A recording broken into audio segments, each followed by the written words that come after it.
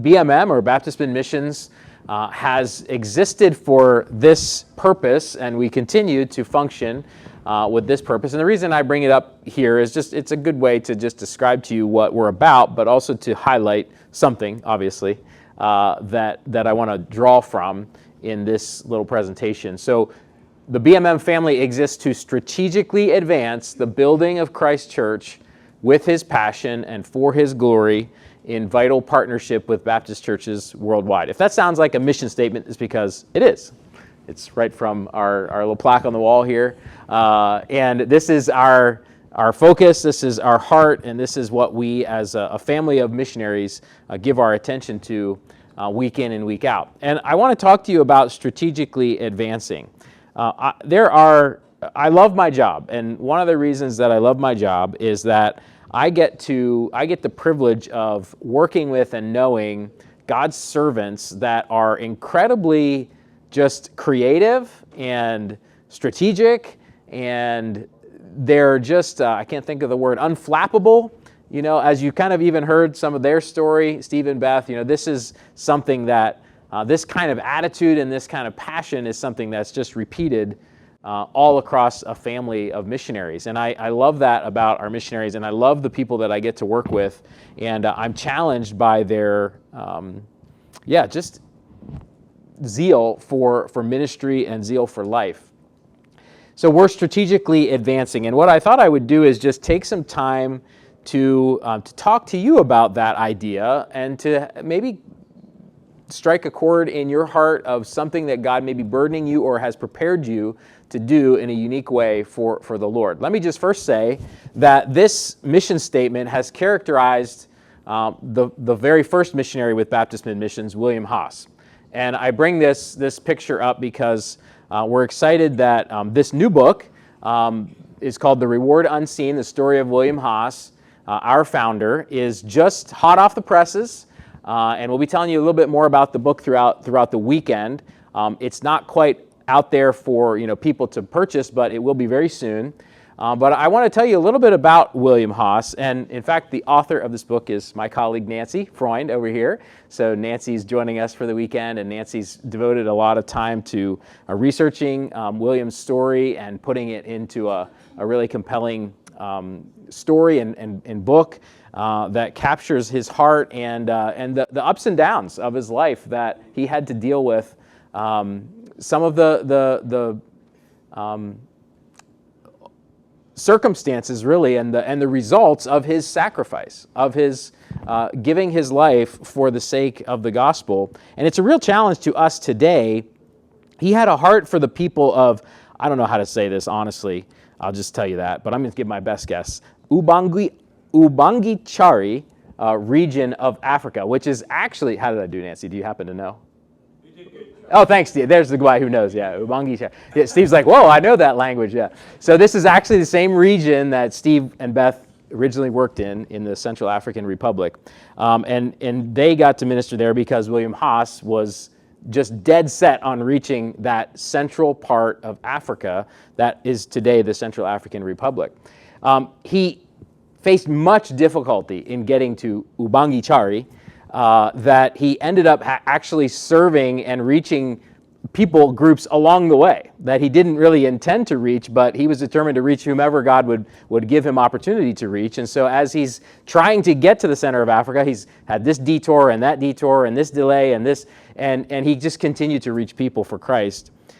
But he did face a lot of difficulty. He had a son and wife, and actually his first wife passed away, and then married again, and a son, and they suffered a lot through this effort. But William had a passion that just overflowed. And so when I say that this has been our mission statement since our beginning, I don't think William Haas actually authored this mission statement. This actually came along not that long ago as we kind of thought about the history of Baptist missions and evaluated what is our mission statement, and a group of people studied this out and thought this through, and this really does capture William's heart. But his passion overflowed, and the reality was that his eyes were on an eternal reward. And we feel like that attitude, and we understand that's from the Bible, right? And we believe that. If you've read your Bible, if you know the Lord, you know that that's the right attitude to have, that our eyes be on our eternal reward. But we feel like William's determination and motivation to give everything for the cause, for that eternal reward, is something that we need to be reminded of, and that we feel like this generation of our world today needs to be reminded of. And so Nancy had the passion to put this together in a compelling book that really emphasizes this. So we're eager for you to get your hands on this and to read his story. And by the way, this is just a fun little aside. I got to watch my time because I'm having too much fun here. Who put the mid in Baptist Mid-Missions? Well, this is the guy. This is the guy. And the story is that what he kind of referred to as his group of colleagues and the churches that were surrounding him to support him, he called his newsletter the Mid-Africa, oh boy, I knew I was going to forget it. The Mid-Africa Missionary was the name of his newsletter. And so this group of missionaries that organized around William's vision, that he recruited people and churches became a part of that, they organized what has become Baptist Mid-Missions today. From the beginning, they were kind of referred to as the Mid-Missions group. And it was because of their desire to reach the middle of Africa. So he's the guy who put mid in Baptist Mid-Missions. And a great story. So we'll tell you more about him here in a little bit. But this is strategically advancing was definitely could be words that describe William Haas's venture. But let me tell you about some other ways that we want you to think about strategically advancing the building of Christ Church and the gospel worldwide. There are a lot of ways that I would just give you a few stories. These aren't actual pictures of our missionaries. But they represent stories that we can tell you. There are missionaries like Charity. Some of you might know Charity. Charity is passionate about the gospel and about the Lord, but she's also passionate about music. And she's passionate about teaching music. And so as Charity began to think about how God might use her in the cause of worldwide missions, she began to get to know some people in France and some missionaries in France. And she began to get to know, she was somewhat familiar with it already because she lived in Europe with her family. She understood the darkness of France and the opportunities and the in the culture, the love that they have for the arts and music. And she also knew of the need that the churches there in France have for raising up musicians and for providing really solid church music training and preparation. And so she has, through God's providence, met different folks that have a ministry all across France to the local churches of France to train up musicians, to provide resources in church music and in Christian worship and all these things. And so Charity is planning to use her master's degree and other experience and preparation in music to contribute to the work of missions there in France. I would say that's a strategic way to advance the gospel in France. And I would just encourage you, what types of tools and experiences has God given you that you could leverage for the sake of the gospel? So that's one area to strategically advance, teaching music on the mission field. How about, this is kind of a weird picture, but if you pay, sorry, Google, no, anyway. If you look at this is a fitness center training kind of a thing. This person's doing the ropes, the big heavy ropes that I've never done, but I guess it helps your body get stronger. But anyway, what about strategically advancing the gospel through starting a fitness center? So some of you might have heard this story before, but again, just to repeat Steve's emphasis on the providence of God, one missionary family that works within the BMM family, Luke and Charlotte, they're passionate, like Charity, they're passionate about the Lord, they're passionate about the gospel. But in their case, they're passionate about a lot of things, actually. They have a lot of hobbies and interests, but they're passionate about fitness and about health. Charlotte's a nurse. Luke is a trained theologian / ministry guy, as well as trained in business. And so they took all these experiences and interests and desiring to reach a Muslim people. They started in Ivory Coast, actually. We've heard about Ivory Coast already tonight. Learned French and learned cross-cultural ministry in that setting. And then as they continued to pray about reaching a particular area of the world where there was very little gospel witness and predominantly Muslim population, God led them to a remote and just kind of, to me, it was unknown. I'm sure it was known to a lot of people. I'm sure you could find it on Wikipedia, but somewhat, unheard of place with hundreds of thousands of people that it's about 99% Muslim. And God gave them an opportunity to go there, French-speaking place, with their French that they learned in Africa. And actually, they may have learned it in France. I don't remember where they learned French. But anyway, they took their French language and their experience, and they sought to find an open door to establish a ministry beachhead there in Mayotte, the country of Mayotte, which is in the Comoros Islands. And God led them to actually start a fitness center, to rent out a space. I don't recall if they bought it or rented it, but they got themselves a space. They, through really generous, and again, just God is in this, generous donors back here in the States and in other places contributed the necessary funds and the necessary equipment to have a professional fitness center, with the kind of equipment you would find probably not at Planet Fitness, because that's all like branded and it all goes to their app and all that, but not that I know, but anyway, really quality stuff in a gymnasium, in a fitness center there in a remote island where the people, they liked the idea of working out and being stronger, but they didn't have one of those in that area. And they began to sign up and become members of that club. And Luke and Charlotte began to just build relationships, witness one right after the other. And before you know it, a church is started there in that predominantly Muslim place. And they're doing something that they absolutely love. They love fitness. They love training, doing classes with people. And I don't know what kind of classes. I would embarrass myself if I tried to guess, because this just isn't my really cup of tea. But anyway, see how God uses, though, things that he has given us to help us see about ways to strategically advance the gospel. So what's God doing in your own life to prepare you for perhaps something like this? Maybe it's something like teaching English. This is, of course, a commonly used venue for strategically advancing the gospel. There's a young woman that we have the privilege of serving with named Teresa. Teresa is also passionate about the Lord and the gospel, and in her case, she loves teaching children.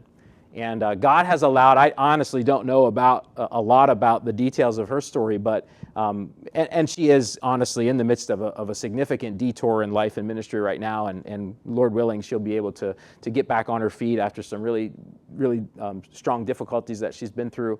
But she spent years in the middle of Southeast Asia, in a place that you can imagine she shouldn't be as a missionary, and teaching children.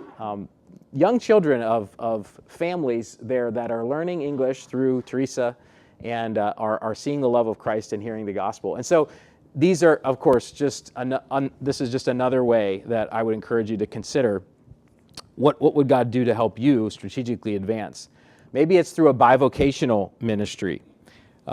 This family, Paul and Stephanie Spranger and their kids, just joined Baptist Mid-Missions officially. They've kind of been on our team for some time, but they have a unique situation in which Paul is a trained engineer, spent years in the Coast Guard, and has just a great resume when it comes to some of these, again, areas I don't really know much about, architecture, planning, engineering, things like that. I'm sure if he were here, he would be shrugging right now because I'm not accurately describing his trade. But he understands things that go into, to city planning and buildings and these kinds of things. He actually works, he has a job for the Coast Guard as a civilian, and he and Stephanie have, again, I should have started this way, they have a passion for the Lord, a passion for the gospel advancing, but they also have experiences and skills and experiences that allow them for Paul to be employed full-time in working for the Coast Guard and stationed in the very city of the church planting missionary that led him to the Lord in Juneau, Alaska. And so Paul serves alongside of his mentor and father in the faith, Dean Blood, as his kind of assistant pastor and a bivocational assistant. And he's doing that, we're grateful, through BMM. And I'll tell you more about actually that program, the Global Fit program that fits his situation quite well. As soon as my buddies can get the video up and rolling, I'll show you that.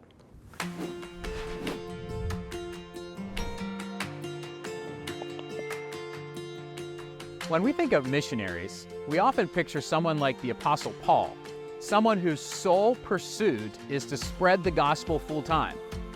But from Christianity's beginning, God used people like Gaius, Epaphroditus, and Phoebe, who served in unique ways according to their circumstances. These individuals weren't full-time missionaries, yet they played a critical role in the Great Commission. They helped expand the ministry's reach. This allowed full-time missionaries like Paul to accomplish even more. If your burden for the Great Commission doesn't fully match the traditional career missionary model, Global Fit may be the right fit for you. With Global Fit, you can find new and flexible ways to serve in missions. It allows you to tailor your involvement based on 4 key factors. First, length of service. Will you serve for a set period or indefinitely? Second, level of engagement. Will you work full-time or balance ministry with another career? Thirdly, funding. Are you self-supported or raising support? And lastly, location. Will you serve from home or on the field?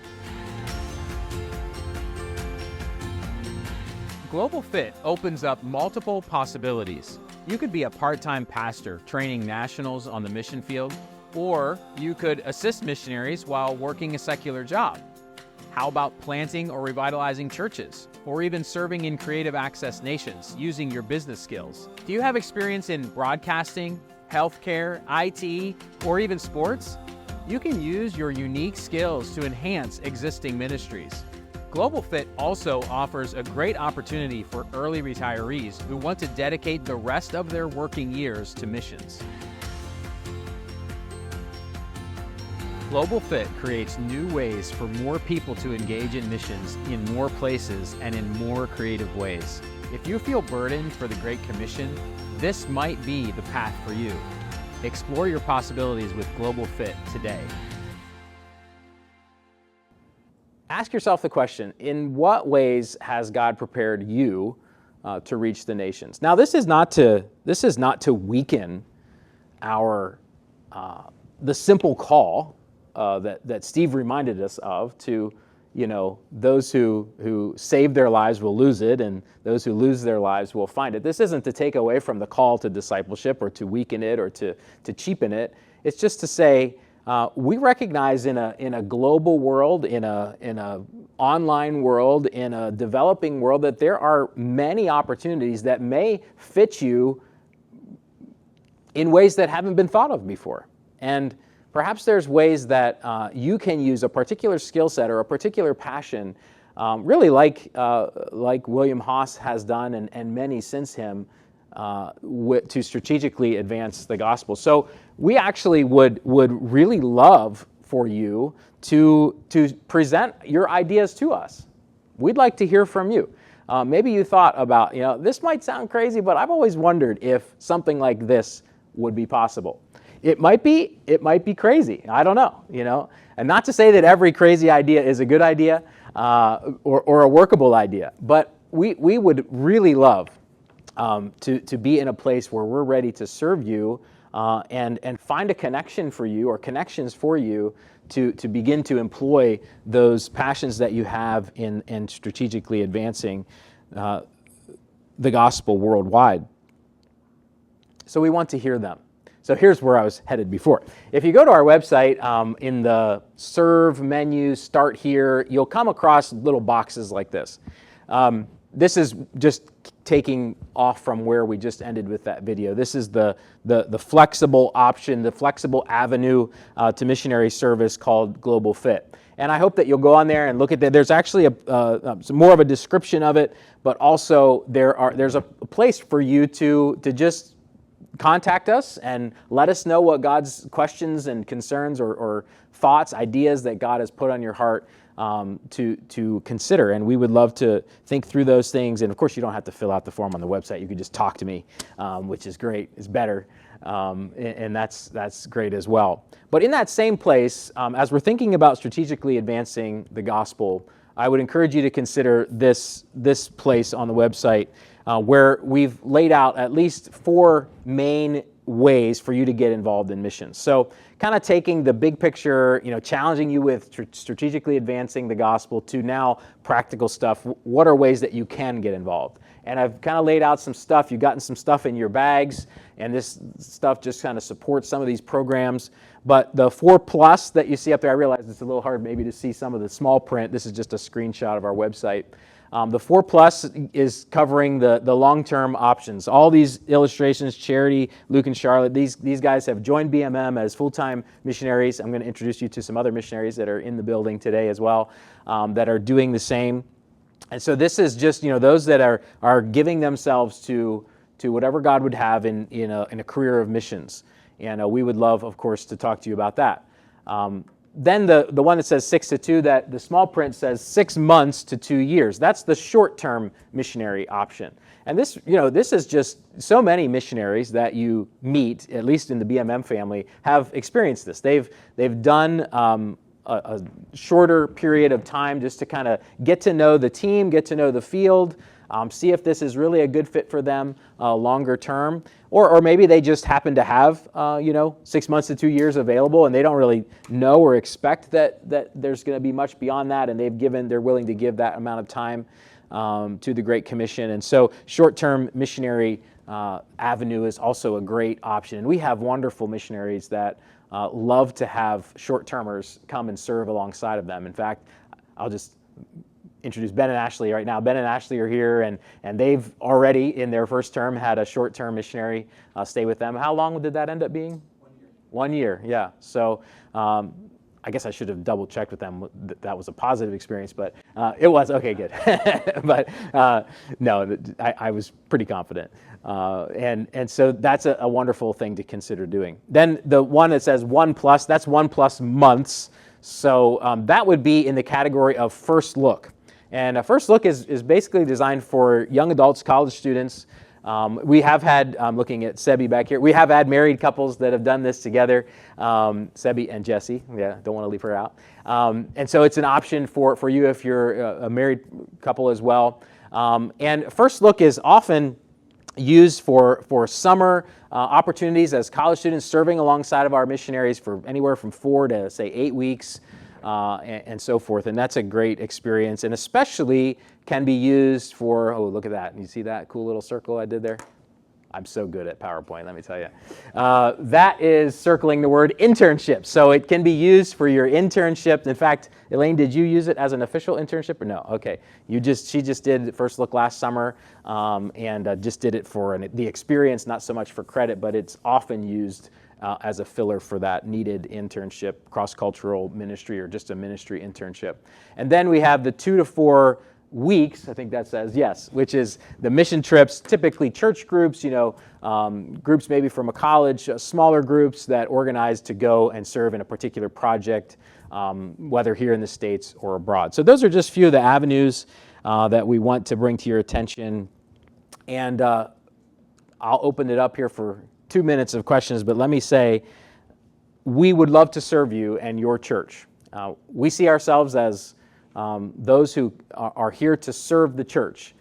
We are not the church, we're not the sending authority, but we're here to help them to get their people involved in the work of global missions. It's our purpose with the passion of Christ to strategically advance the gospel worldwide in partnership with you.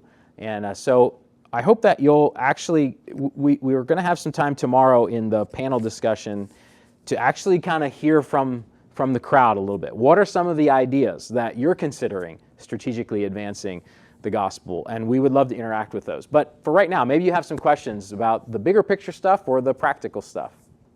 Yes?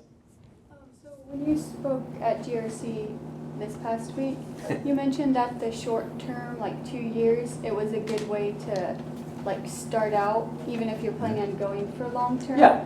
How does that relate to things I've heard about, like you need to stay there a whole term or 4 years because it just helps you, I don't know, adapt for that long of a time? Yeah.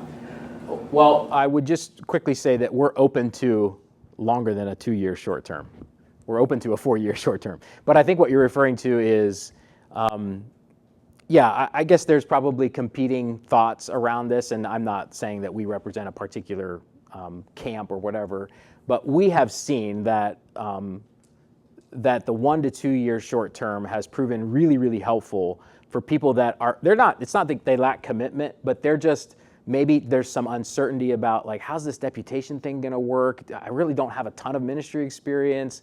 My pastor's saying maybe you should go for a short term. So we've seen it to be a really helpful bridge to long-term ministry, because they go, then they come back, and they have pictures. I mean, not that it's just about pictures, but they, in figurative sense, they can show, oh, look, I'm getting to know the culture. I'm really passionate about what the missionaries are doing there, and I want to return full time. And it just has a strength to it in the next phase of support raising and preparing that we've seen to be really helpful.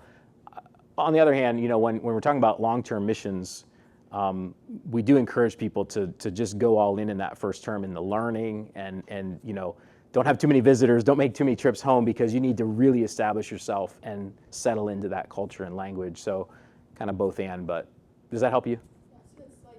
It would be pre-deputation for people who are planning on going there long term? Kind of, yeah. Yeah. But it's not necessarily for those who are planning on going long term after. It can be for either. Yeah. Yeah, it can be for either. And we're not saying that it's like a must, but it just has proven to be a really helpful course of entering into missions. And so you might want to consider it. There are plenty of examples of people that say, no, I'm just ready to go. I'm just all in. I'm not going to do a short term. I'm just going to prepare and go. So I hope I'm speaking well to yours. Okay. Other questions? Thank you, Rebecca. Yeah, I was just at Faith Baptist Bible College a few days ago, and some of these slides may have been on the slides when I was there. So sorry about that. Repeats. Okay. Sebi, do you have a question? Oh, stink. Okay. I was getting excited.